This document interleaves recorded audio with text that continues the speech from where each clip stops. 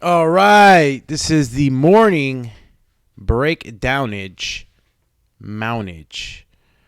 Uh, let's see what we got here.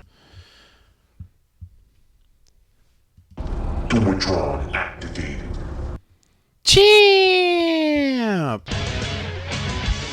All right, you're here with the Doomatron, Alex Doomsday Linez, and we're doing the Doomy's breakdown, fighter breakdown that is. And welcome to this show. Hope you're catching it during your breakfast, lunch, or dinner, or any time in between. Here with the Doomatron, we have a fight coming up this Saturday between Gary Russell Jr. versus Mark Magsayo, Philippine phenom, who Manny Pacquiao thinks is going to, be able to conquer plateaus and on into the top of the mountain. So we're going to take a real close look at both fighters' attributes.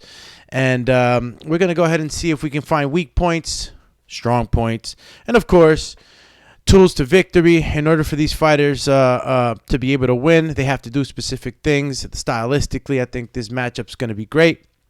So chime in with me, guys, this morning or any time of the day on the Doomy's Fighter Breakdown. Now, here we go. Let's start up. Gary Russell Jr. Obviously, Gary Russell's been out of the ring for a while. His last fight was with Tug in February. And got to say, I was impressed by what I saw in that fight.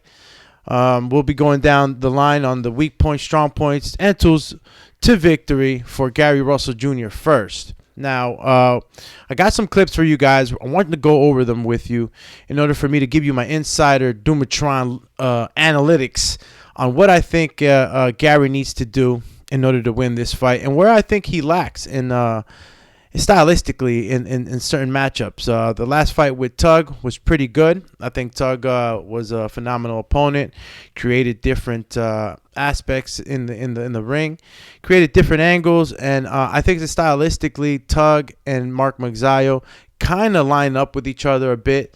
So it was great for me to see this last fight and kind of go over some of the things that Gary was able to do and not able to do in that fight. Going into Mark Magsayo, I think that Tug was stylistically a great matchup for Gary Russell to prepare for a match up with Mark Magsayo. So let's get into it, right? We're going to start off with the first clip. And remember, these are clips in the Gary Russell Jr. fight versus Tug Chhhaaammmpp. I hope I got your name right, champ. So let's get into it. All right, this video we're seeing right now, Gary Russell able to fight on the back foot. Very, very good at it. He's very, very, very good at being able to fight off the back foot. Of course, we know Gary Russell Jr. for his right hook. Very, very, very, very positioned right hook. I mean, I don't see too many southpaws with a right hook like Gary. So I'll just replay that clip again so you guys can see how well he fights off that back foot. He jabs, just slightly gets out of range and comes back and throws that hybrid hook jab and catches Tug. Again, he's able to duck low and come up high with punches. Gary's able to step back and not allow Tug to get the full extent on his punches. So look for Gary Russell to be doing a lot of this. He's very good on the back foot, especially with forward pressure fighters. Now, in this second clip, you get to see Tug pressuring him, and I wanted to stop it right there at the very end where you see, Gary Russell Jr. stepping in with a left hand and then a right hook. Do you see the amount of coverage in distance that he has with that combination? I'll see it again. Watch it. He steps in, left hand, right hook.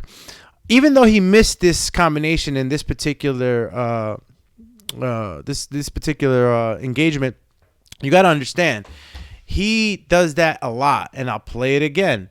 This combination helps him cover ground when a fighter's stepping back, and he's able to catch guys. I mean, he might have caught some other fighters with it. I don't know if Tug got caught with it the entire fight, but the punch, that combination is thrown a lot by Gary Russell Jr. So very good in covering distance, left hand, right hook. So look for Gary Russell to be using that when you step forward like that, Chocolatito does the same thing. He's able to step forward, unorthodox with the footing, and able to cover a lot of ground and step in with the punches. Let's roll into the third clip. Okay, now as you can see right now, this is not a strong point that I'm pointing out. This is actually a weak point. Gary Russell Jr. is susceptible to body shots, especially when he has a high guard. When he brings up his high guard, he is very susceptible to body punches. And I mean, a lot of fighters are, but I've seen that Gary Russell Jr. is a lot more susceptible. Maybe it's because of the shorter arms. When you bring them up, your elbows are up higher, so the punches can get in a lot easier. But I don't recommend the high guard for Gary Russell Jr. At least not to hold it as often like our friend Steve Jeffrard did with the Joe Smith Jr. fight. You can't use the high guard too often or for too long. Is more clear. So again, I'll play the clip again. As you guys can see, high guard by Gary Russell Jr. Body shots start to come in.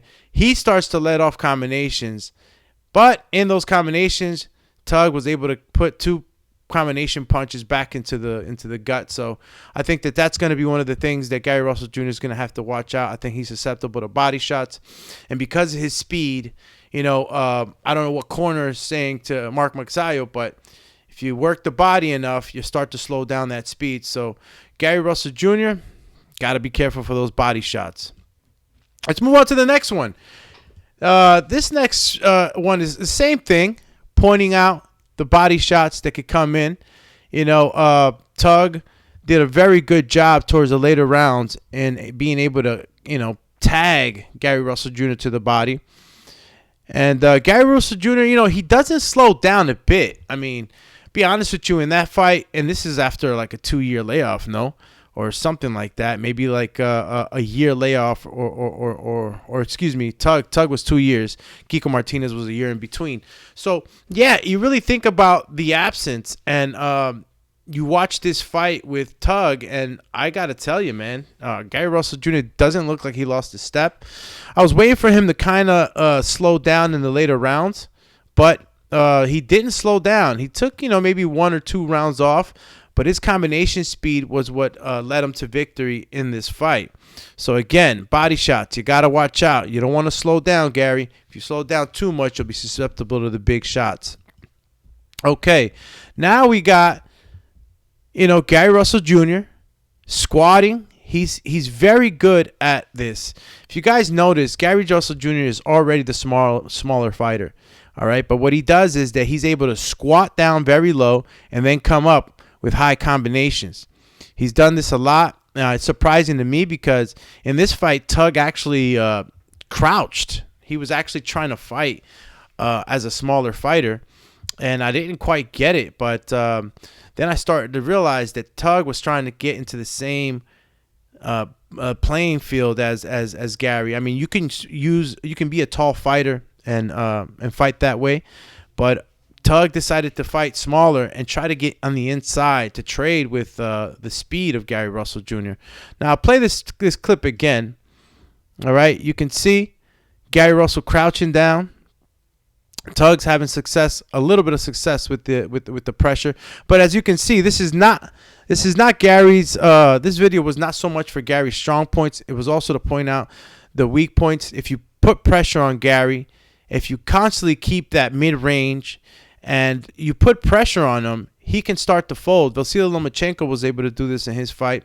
Put enough pressure on Gary Russell where Gary Russell started to make some mistakes. And as you can see right now, Tug is really, really putting it on right now and causing Gary Russell not to settle in, not to get comfortable, and start to throw these high-speed combinations. So, again, you see the body shots going in. Every time the high guard rises, it's just a target practice for Gary Russell's body shots. And again, show you one last time. Tug putting on pressure, close range, throwing multiple punches. The uppercut is a key to success, and Gary Russell has to watch out. Tug was having success with these uppercuts.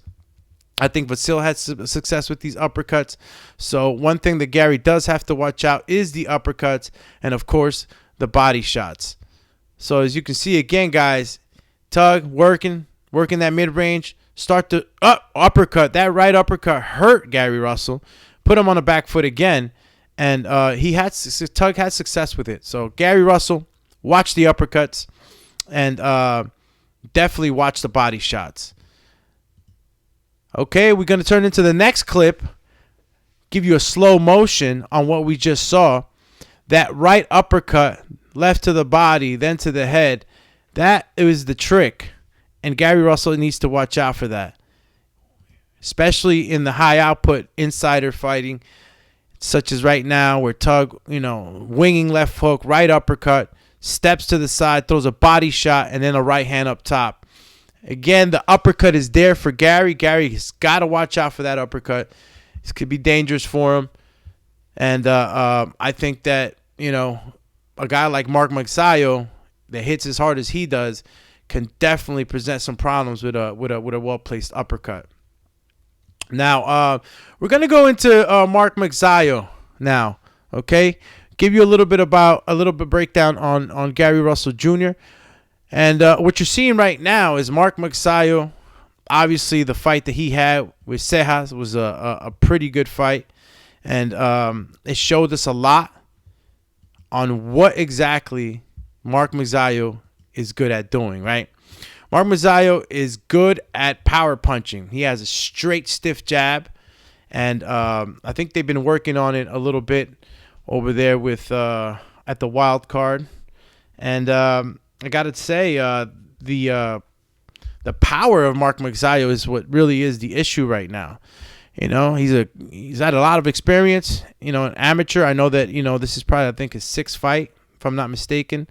And, it just kind of tells you, kind of gets you scared, right, for the guy? Not scared, but, gets you a little bit concerned. I'm like, Gary Russell Jr.'s he's a pro, and I'm not saying he's just a pro. Like, he has a lot of rounds boxed in the amateurs.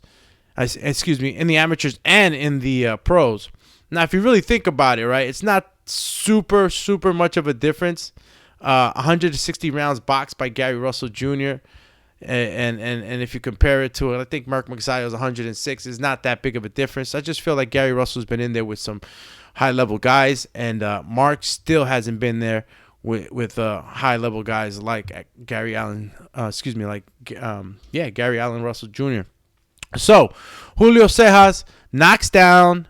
Mark Magsayo knocks down Julio Chhhaaammppp. And I'm going to show you the clip again.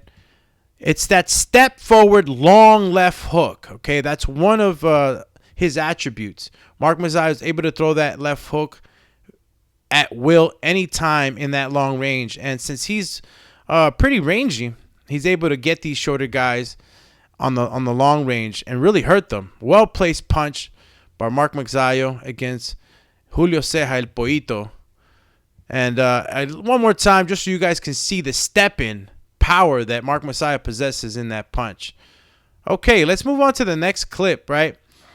Now, this next clip, as you can see, I'm trying to point out to you guys that the jab that Mark Magsayo possesses is a dangerous punch. Very strong jackhammer. And as you just saw right there in that clip, he stepped in just like Manny Pacquiao would with that jumping in right-left punch. You see it? Jumps in with the right, jumps in with a left leaping jab.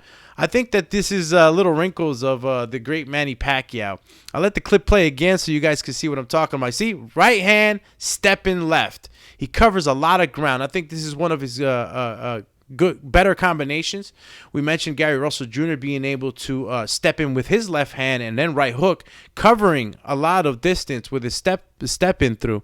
So Mark Magsayo showing wrinkles in Manny Pacquiao, being able to throw that right and then left leaping jab, which I think can knock guys out. When you're leaping in with that jab, it's more than a jab now. It's an attack power jab, and it can really hurt you. If he's able to keep Gary Russell on the range, on the end of those punches, he can have some success. Now, moving on to the next one, guys. Let's run down these clips, man, and let's really pay attention to what we're looking at. All right, here we see Mark Magsayo showing some weak points. As you can see, Julio Chhhaaammppp throughout that fight poured on the pressure. And, we can see right now that Julio Chhhaaammppp fighting an inside fight aggressively can have a lot of success. Now, can Gary Russell Jr. do that? Can Gary Russell Jr. really go in there and just onslaught forward pressure? I think he can. I think Gary Russell Jr. can do a little bit of everything. And in the fight that he had with Tug, I got to see a lot of wrinkles. I got to see his hand speed, multiple combination punches. Whenever Tug actually landed and created some waves in that audience, Gary Russell was right back on top of it, trying to give it back. So again, if Gary Russell's able to create forward pressure in any way, he can actually have success like Julio Cejas did. Now, I go back to Gary Russell Jr. because Gary Russell Jr. can crumble also under pressure. You know, Vasily Lomachenko showed us that. So it's going to be a test of wills, I believe, in this fight to see who can put more pressure and impose their will on the other fighter more than the other one. Again, this not the last clip, but this clip right here showing you wrinkles. Julio Cejas pressuring Mark Magsayo. Mark Magsayo is having a bit of a trouble with Julio Cejas' combination punching.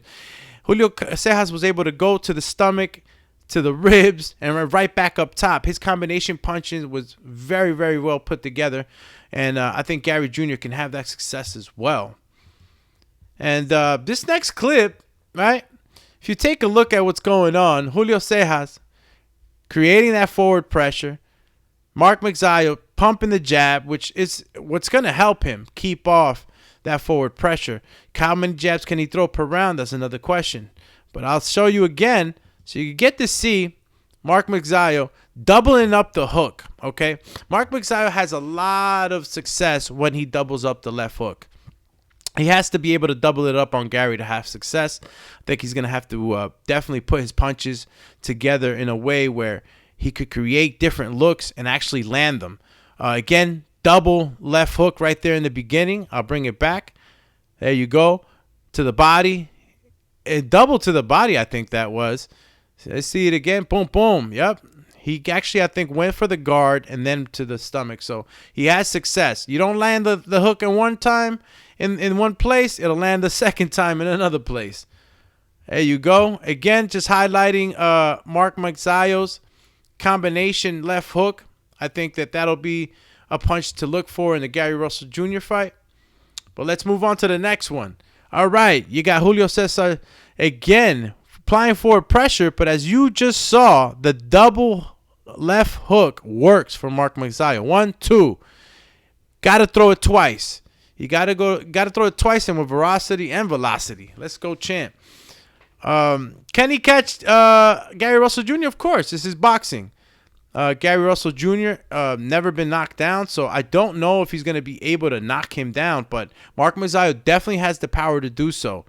Well-placed punches can put any man down. So, again, just to highlight, guys, going back to that double left hook, look for that. That's one of the tools to victory that I think that Mark Magsayo has to have in order to be able to be successful with a Gary Russell Jr.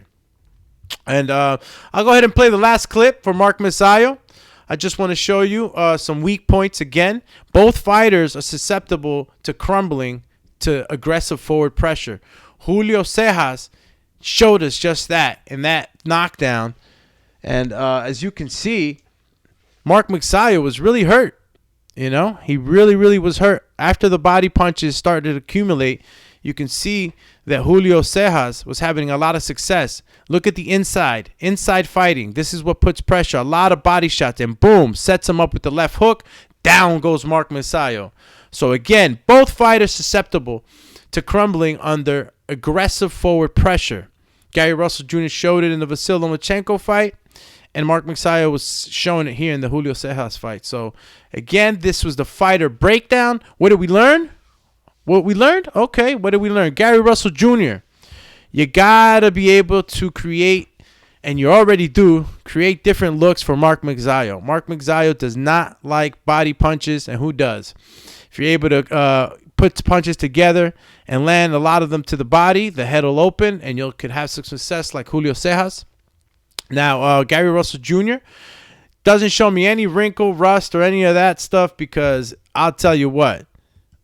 You know, if he's coming back from the Tug fight and he's going to look like this, I mean, look, he had a 1 year, almost 1 year layover. Or excuse me, layover. Been flying around too much. He had almost a year off, before the Tug Nayan Bayar fight. So what does that tell you? A year, 2 year. If you stay disciplined and you stay, in the gym with the right sparring, you can maintain a certain level of physique. And at his level, his experience, you don't need to be beating up your body. You just need to stay active, and your endurance and conditioning has to be high. So I'm not going to worry too much about Gary Russell Jr. and his conditioning. I think he'll be fine. I think his keys to victory is to put these punches together, hit the body, and not allow Tug to start the fight or begin or end, or for that matter, with that range. I think that the success is in the range for Mark Magsayo and Gary Russell Jr. With the speed, I think can nullify some of the things that Mark Magsayo is going to do. He throws heavy shots, but I don't think that they're fast enough. And I guess I'll be proven wrong if these punches start to land. But I think I give Gary Russell Jr. the advantage in speed. I give him the advantage in experience. And I think as far as fighting on the back foot, I think Gary Russell Jr. does it a lot better. So keys to victory for Gary Russell Jr. again, do what you do, brother. Go in there, hand speed, create different looks. Definitely watch out for the heavy shots. And I think that Gary Russell Jr. Can be victorious if he comes in and is looking anyway like he did in the Tug fight. So keys to victory is just that. Hand speed, combination punches, put that water in the basement, make sure you hit that body. And I think that I can't even say that Gary Russell Jr. gets tired towards the end of the rounds either. In the Tug fight, I was looking for it, but his hand speed was still up to par in those late rounds. So there you go. That's Gary Russell's weak points, strong points, and his tools to victory. Now, Mark Magsayo, oh man, champy. You got your hands full with the Gary Russell Jr. You have some good attributes too. You got good power. You got good range. And you have some resilience. You were able to get up off that canvas after that, beautiful connected left hook by Julio Cejas. So, it showed that you can push through adversity. So right now, Mark Magsayo, what do I give him? I give him the long range and the power. I think and believe that he has more power than Gary Russell Jr. I think that his jab is probably going to be connecting a lot more if he uses it the right way, because I gotta say, Gary Russell Jr. is an all-around very well put together fighter. He's got the shorter arms, but he has good step in range. That means that he covers a lot of ground with his jab, even though his arms are shorter. So with all that being said, Mark Magsayo, I think, still has the better jackhammer jab, more power. I think that if he uses this tool, he can take advantage of that range and maybe start to put together some of those left hooks that we saw in the earlier clips that can possibly knock a guy down. Good power, double up the left hook, whether it be to the body or the head. That would create an opening for that power. It can't be throwing single shots. I think that he's going to have to put punches together in order to get some of those power shots in. Don't really like the way he fights on his back foot. I think that he crumbles a lot faster than a Gary Russell Jr. would under that pressure on the back foot. So if Gary Russell's looking to succeed, if he can create some angles and put Mark Magsayo on the back foot, he can land some shots like Julio Cejas did. But it has to be combination punches to the stomach, ribs, and to the head. It has to go up and down. You got to be painting. So there you go, Mark Magsayo, strong points, power, young, and good reach. And weak points, well, he can't fight on the back foot as good as the next man, and which is Gary Russell Jr. comparatively.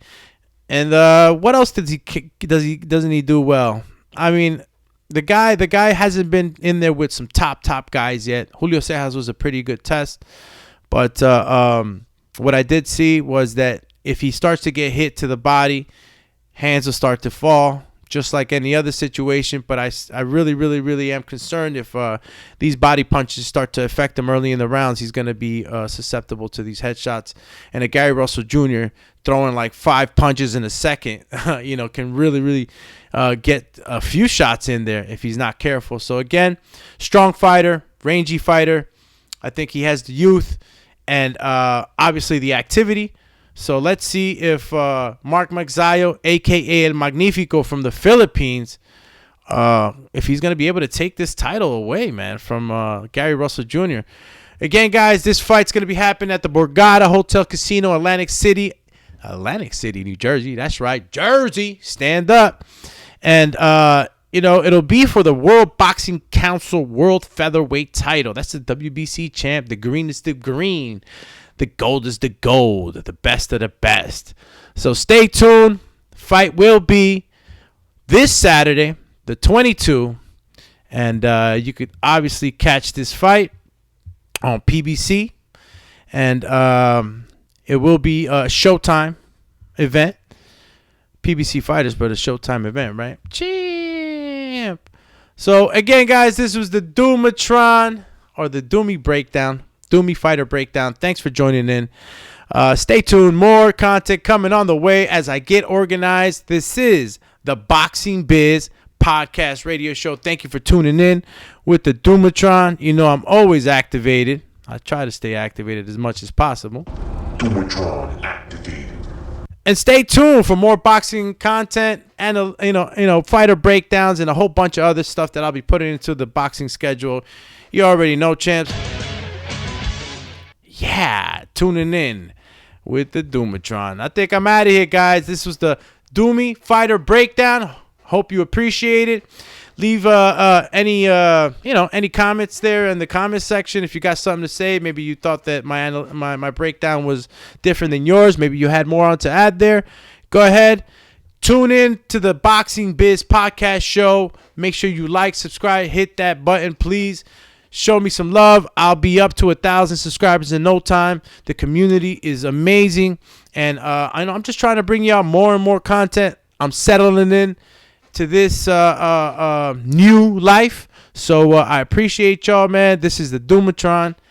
Over and out. Cheers. Make sure you hit that IG too, the Boxing Biz IG. I'm gonna be flooding the whole social media with this stuff so you guys are aware. So hit that notification bell so you know where I'm going live. Cheers. I'm out of here.